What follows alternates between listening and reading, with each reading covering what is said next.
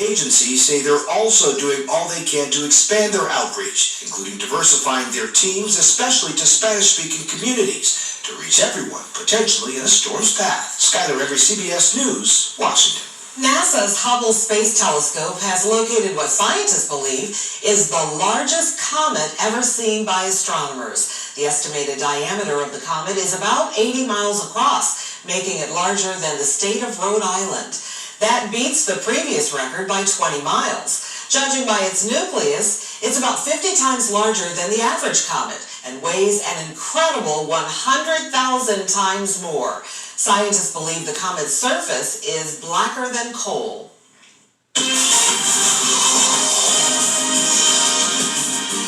5:18 now, good morning, 49 degrees, and it is very, very windy out there. Let's get the very latest on the forecast from Storm Center 7 meteorologist Kirstie Zontini.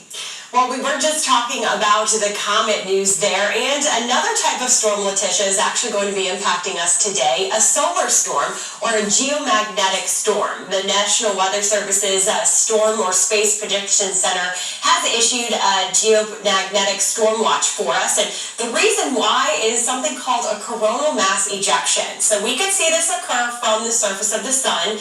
On April 11th, there was a solar flare, and what that did was that sent out this coronal mass ejection, which is just basically a large expulsion of plasma in a magnetic field, and that enters or impacts the Earth. And that does bring some impact here to us that you may notice. Now, the Space Weather Prediction Center basically issues these types of watches for solar storms on a 1 to 5 level scale. The storm today is expected to be a G2, which is a level 2 storm, so it's considered moderate, and there may be some impact to high latitude power as well as radio frequencies. Why we normally talk about these types of solar storms, though, is that it sometimes allows the northern lights to become visible to areas further south than typically that can usually see the northern lights. Now, this storm is not expected to be strong enough to make us see the northern lights here in the Miami Valley, but areas like New York may end up seeing them here as we head throughout the day today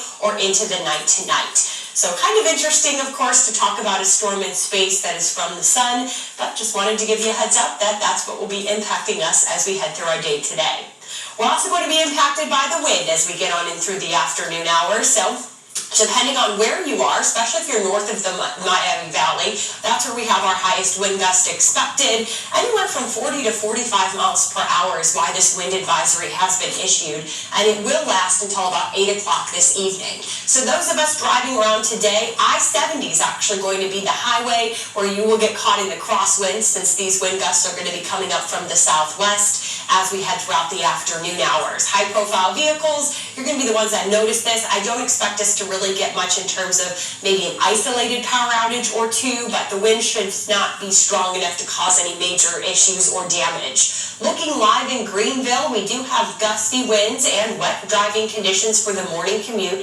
Temperatures are well below normal as well, starting off in the 40s. Here's a look at satellite and radar. The cold front itself is moving through Columbus, and we just have these spotty showers behind the front. So it is still going to be wet if you're heading outside. Kids standing at the bus stop. Early this morning, it will be damp for their morning commute, but heading into the afternoon, we dry out pretty quickly. Temperatures have fallen very fast behind this front. Earlier this morning, we were still in the 60s in spots, and it just took that front to come through in an hour or so behind it that we are seeing the temperatures fall. By 9 a.m., we get a decent amount of sunshine, and throughout the afternoon, we'll see just a few passing clouds, but we do get to stay dry throughout our day today, and we'll stay dry for most of the day on Friday. It's going to be Friday night into Saturday morning that we track our next chance for rain. We're also going to see temperatures drop off for Easter Sunday with the possibility of frost on Sunday morning. Let's get a check on what you can expect heading out the door with Jake Magnotta. We have weather and traffic every 10 minutes. Jake, the roads are definitely wet still. We've got some gusty winds. Is it causing any problems so far this morning? Yeah, Kirstie, so far just heard reports of one minor issue on our freeway system, but again, we are dealing with those wet driving conditions. Always a good idea to give yourself some extra time. Take it easy out there on the freeway system this morning. Here is Interstate 675. You can see those wet roadways right here at US 35. 75 in the Beaver Creek area, but certainly no issues with travel times if your normal morning commute takes you on this part of the freeway system. And the one accident that we are dealing with, we're seeing Moraine Police still on the scene here. It's on the on-ramp from State Route 741 to northbound 75, but really not having too much of an impact on traffic at the moment. I'm Jake Magnotta, WHIO Team Traffic. Jake, thank you. 522, 49 degrees. It's costing Americans more to feed their families. The products seeing the biggest price hikes and the factors leading to the increases.